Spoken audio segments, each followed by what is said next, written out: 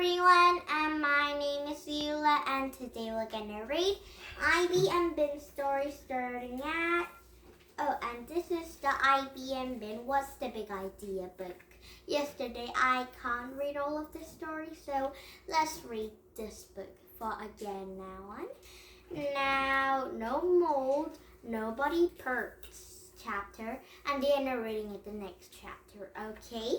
Now, are you ready for read this one book with a lot of stories? Now here we go! And first we can read Ivy and Ben What's the Big Idea story, starting at No Mold, Nobody Parts chapter. Ben and Ivy haven't found a way to stop global warming, but Ben was willing to bet big money that no one else had either. She was famous for her good ideas and excellent fish prints. Ivy knew more about dinosaurs and prehistoric stuff than anyone in the whole school. If they couldn't figure it out, who could? Take poor Zuzu, for instance. She was going to be an ice skater when she grew up. What did she know about science? Nothing. There was no way she had came up with a good science idea. But she had. Zuzu and Emma had decided to plant trees all over the school lawn. In fact, they hadn't just decided. They had started doing during recess. They were digging holes everywhere. Trees clean the air because they eat car acid and make oxygen, Emma said proudly. Ben had to admit that was pretty cool. She had a bunch of kids from Missouri Batate's class and under the play schedule and watch Emma Zuzu dig holes. They had to dig fast, so Rose the yard duty didn't catch them. Rose the yard duty didn't care about the global warming. Eric leaned over to the rim of a slide and said, I'm going to make a garbage robot. Do you mean robot made out of garbage? Asked Ben. How is going to fix global warming? Asked Ivy. She was going to read a paper called Science Fair Rules. It's not a robot made of garbage. It's a robot that acts people who lead her. Eric said, I will hide behind a corner, and when I see some guy drop a cup of something, I will press the button, and this giant robot will come out of it to crush him. And he will scream, ha! But too bad he's dead. Wow, said Ben. It seemed rude to ask Eric how he was going to make the robot. Isn't that guy kind of like Litter? Asked Drew. Eric disappeared down the slide. It says no mold and nobody parts, said Ivy. Reading, yuck. Mold is gross, said Ben. I kind of like it, said Ivy. But that still doesn't help us think of an idea. You guys don't have an idea yet? Asked Vanessa. No, said Ivy. What's your idea? Asked Ben. Vanessa was either first or best at everything. She even had a retainer already. It was very annoying. Okay, began Vanessa, sounding like a teacher. You know how Shayna said that the earth gets warmer when the carbon dioxide gas holds the hidden? Well, guess what? People make carbon dioxide when they breathe out. So,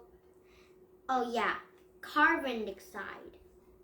So, if everyone breathed less, they could be less carbon dioxide, right? Ivy and Ben nodded.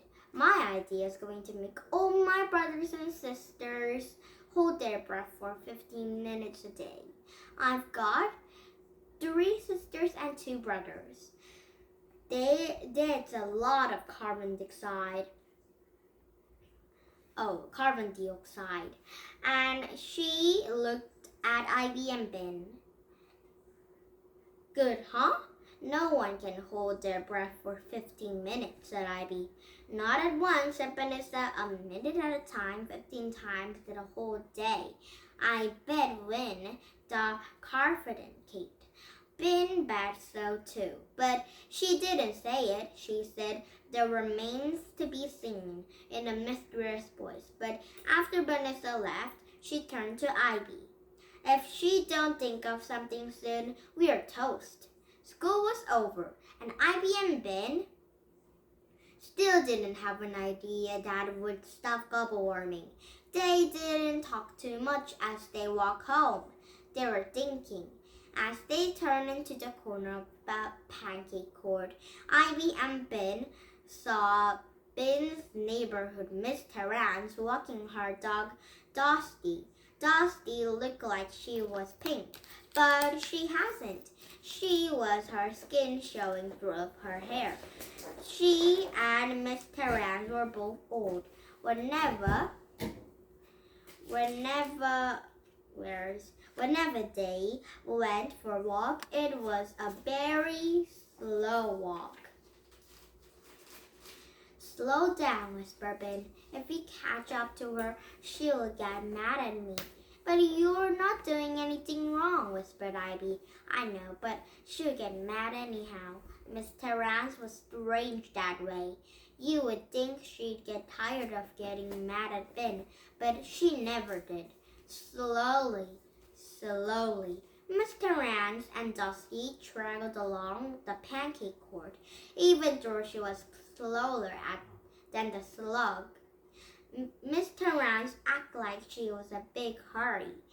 Every time Dusty had stopped to sniff in the long grass, Miss Terrance yawned on her leisure and said, "Come," in the high voice. Dusty looked sadly back at each lump she was dragged away. Go slower, whispered Ben. I can't go any slower, whispered Ivy. If I go any slower, I'll be going backwards. Let's curl our hands and knees, whispered Ben.